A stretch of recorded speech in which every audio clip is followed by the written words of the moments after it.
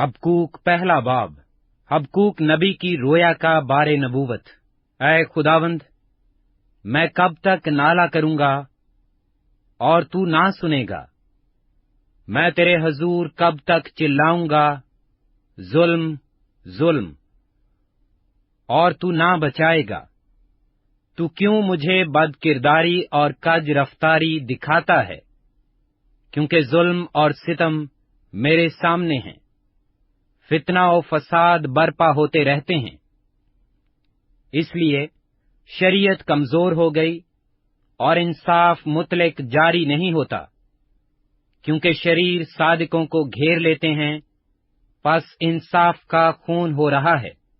कौमों पर नजर करो और देखो और मुताज्जिब हो, क्योंकि मैं तुम्हारे अय्याम में एक ऐसा काम करने को हूं कि अगर कोई तुमसे उसका बयान करे तो तुम हरगिज बावर न करोगे।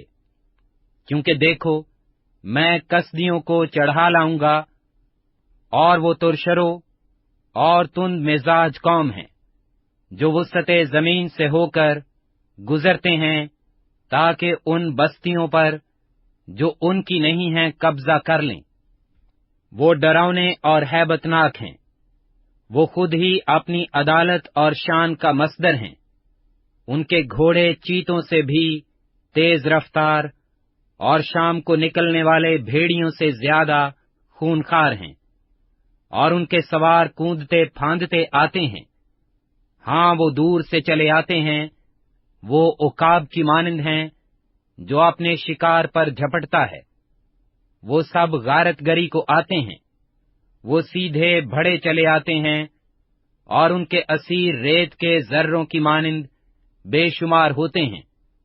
वो बादशाहों को ठट्ठों में उड़ाते और उमरा को मस्खरा बनाते हैं।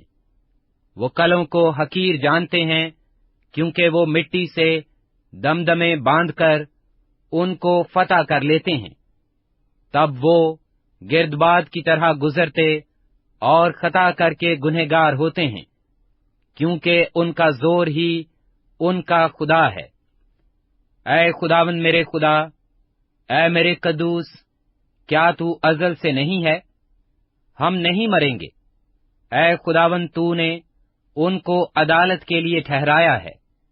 ऐ चट्टान, तूने उनको तादीब के लिए मुकर्रर किया है। तेरी आंखें ऐसी पाक हैं कि तू बदी को देख नहीं सकता और कज रफ्तारी पर निगाह नहीं कर सकता। फिर तू दगाबाज पर क्यों नजर करता है, और जब शरीर अपने से ज्यादा सादिक को निगल जाता है, तब तू क्यों खामोश रहता है, और बनी आदम को समुंदर की मछलियों और कीड़े मकोड़ों की मानंद बनाता है, जिन पर कोई हुकूमत करने वाला नहीं। वो उन सब को शस्त से उठा लेते हैं और अपने जाल में फांसते हैं और महाजाल में जमा करते हैं। इसलिए वो शादमान और खुश वक्त हैं। इसीलिए वो अपने जाल के आगे कुर्बानियां गुजरानते हैं और अपने महाजाल के आगे बखौर जलाते हैं, क्योंकि इनके वसीला से उनका बकरा लजीज और उनकी गिजा चर्ब है। पस क्या वो अपने जाल को खाली करने और कौमों को मतवातिर कत्ल करने से बाज न आएंगे? हबकूक दूसरा बाब। मैं अपनी दीदगाह पर खड़ा रहूंगा और बुर्ज पर चढ़कर इंतजार करूंगा कि वो मुझसे क्या कहता है, और मैं अपनी फरियाद की बाबत क्या जवाब दूं। तब खुदावंद ने मुझे जवाब दिया और फरमाया कि रोया को तख्तियों पर ऐसी सफाई से लिख कि लोग दौड़ते हुए भी पढ़ सकें, क्योंकि ये रोया एक मुकर्रा वक्त के लिए है। ये जल्द वकू में आएगी और खता न करेगी। अगरचे इसमें देर हो तो भी इसका मुंतजिर रह, क्योंकि ये यकीनन वकू में आएगी, ताखीर ना करेगी। देख, मुतकब्बिर आदमी का दिल रास्त नहीं है, लेकिन सादिक अपने ईमान से जिंदा रहेगा। बेशक मुतकब्बिर आदमी मैं की मानंद दगाबाज है, وہ اپنے گھر میں نہیں رہتا، وہ پاتال کی مانند اپنی ہوس بڑھاتا ہے، وہ موت کی مانند ہے، کبھی آسودہ نہیں ہوتا، بلکہ سب قوموں کو اپنے پاس جمع کرتا ہے اور سب امتوں کو اپنے نزدیک فراہم کرتا ہے۔ کیا یہ سب اس پر مثل نہ لائیں گے اور طنز نہ کہیں گے کہ اس پر افسوس جو اوروں کے مال سے مالدار ہوتا ہے، لیکن یہ کب تک؟ اور اس پر جو کثرت سے گرو لیتا ہے، کیا وہ تجھے کھا جانے کو اچانک نہ اٹھیں گے اور تجھے مضطرب کرنے کو بیدار نہ ہوں گے، اور تو ان کے لیے لوٹ نہ ہوگا؟ چونکہ تو نے بہت سی قوموں کو لوٹ لیا اور ملک و شہر و باشندوں میں خون ریزی اور ستم گری کی ہے، اس لیے باقی ماندہ لوگ تجھے غارت کریں گے۔ اس پر افسوس جو اپنے گھرانے کے لیے ناجائز نفع اٹھاتا ہے، تاکہ اپنا آشیانہ بلندی پر بنائے اور مصیبت سے محفوظ رہے۔ تو نے بہت سی امتوں کو برباد کر کے اپنے گھرانے کے لیے رسوائی حاصل کی اور اپنی جان کا گنہگار ہوا، کیونکہ دیوار سے پتھر چلائیں گے اور چھت سے شہتیر جواب دیں گے۔ اس پر افسوس جو قبضہ کو خون ریزی سے اور شہر کو بد کرداری سے تعمیر کرتا ہے۔ کیا یہ رب الافواج کی طرف سے نہیں کہ لوگوں کی محنت آگ کے لیے ہو اور قوموں کی مشقت بطالت کے لیے؟ کیونکہ جس طرح سمندر پانی سے بھرا ہے، اسی طرح زمین خداوند کے جلال کے عرفان سے معمور ہوگی۔ اس پر افسوس جو اپنے ہمسایہ کو اپنے قہر کا جام پلا کر متوالا کرتا ہے، تاکہ اس کو بے پردہ کرے۔ تو عزت کے عوض رسوائی سے بھر گیا ہے، تو بھی پی کر اپنی نامختونی ظاہر کر۔ خداوند کے داہنے ہاتھ کا پیالہ اپنے دور میں تجھ تک پہنچے گا، اور رسوائی تیری شوکت کو ڈھانپ لے گی، چونکہ تو نے ملک و شہر و باشندوں میں خون ریزی اور ستم گری کی ہے۔ اس لیے وہ زیادتی جو لبنان پر ہوئی اور وہ ہلاکت جس سے جانور ڈر گئے تجھ پر آئے گی۔ کھودی ہوئی مورت سے کیا حاصل کہ اس کے بنانے والے نے اسے کھود کر بنایا؟ ڈھالی ہوئی مورت اور جھوٹ سکھانے والے سے کیا فائدہ کہ اس کا بنانے والا اس پر بھروسہ رکھتا اور گونگے بتوں کو بناتا ہے۔ اس پر افسوس جو لکڑی سے کہتا ہے جاگ، اور بے زبان پتھر سے کہ اٹھ، کیا وہ تعلیم دے سکتا ہے؟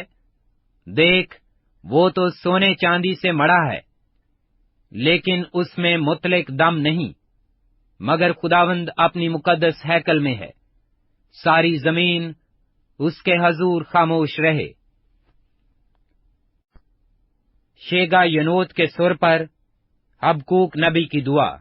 اے خداوند، میں نے تیری شہرت سنی اور ڈر گیا۔ اے خداوند، اسی زمانہ میں اپنے کام کو بحال کر، اسی زمانہ میں اس کو ظاہر کر۔ قہر کے وقت رحم کو یاد فرما۔ خدا تیمان سے آیا اور قدوس کوہ فاران سے، سالہ اس کا جلال آسمان پر چھا گیا، اور زمین اس کی حمد سے معمور ہو گئی۔ اس کی جگمگاہٹ نور کی مانند تھی، اس کے ہاتھ سے کرنیں نکلتی تھیں، اور اس میں اس کی قدرت نہاں تھی۔ وبا اس کے آگے آگے چلتی تھی، اور آتشی تیر اس کے قدموں سے نکلتے تھے۔ وہ کھڑا ہوا اور زمین تھرا گئی، اس نے نگاہ کی اور قومیں پراگندہ ہو گئیں۔ ازلی پہاڑ پارا پارا ہو گئے، قدیم ٹیلے جھک گئے، اس کی راہیں ازلی ہیں۔ میں نے کوشن کے خیموں کو مصیبت میں دیکھا، ملک مدیان کے پردے ہل گئے۔ اے خداوند، کیا تو ندیوں سے بیزار تھا؟ کیا تیرا قہر دریاؤں پر تھا؟ کیا تیرا غضب سمندر پر تھا کہ تو اپنے گھوڑوں اور فتح یاب رتھوں پر سوار ہوا؟ تیری کمان گلاف سے نکالی گئی، تیرا عہد قبائل کے ساتھ استوار تھا۔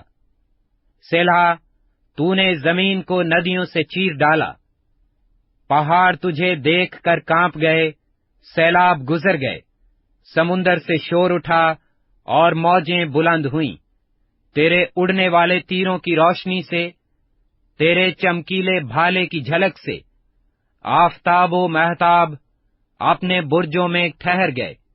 تو غضبناک ہو کر ملک میں سے گزرا، تو نے قہر سے قوموں کو پامال کیا۔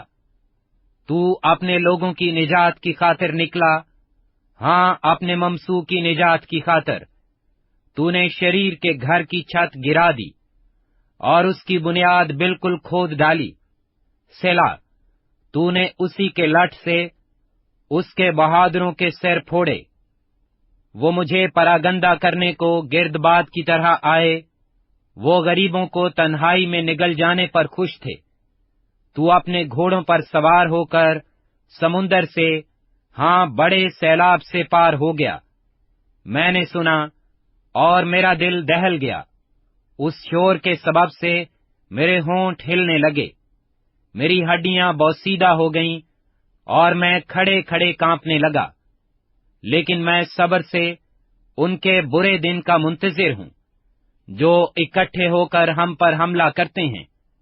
اگرچہ انجیر کا درخت نہ پھولے اور تاک میں پھل نہ لگے، اور زیتون کا حاصل ضائع ہو جائے، اور کھیتوں میں کچھ پیداوار نہ ہو، اور بھیڑ خانہ سے بھیڑیں جاتی رہیں، اور طویلوں میں مویشی نہ ہوں، تو بھی میں خداوند سے خوش رہوں گا، اور اپنے نجات بخش خدا سے خوش وقت ہوں گا۔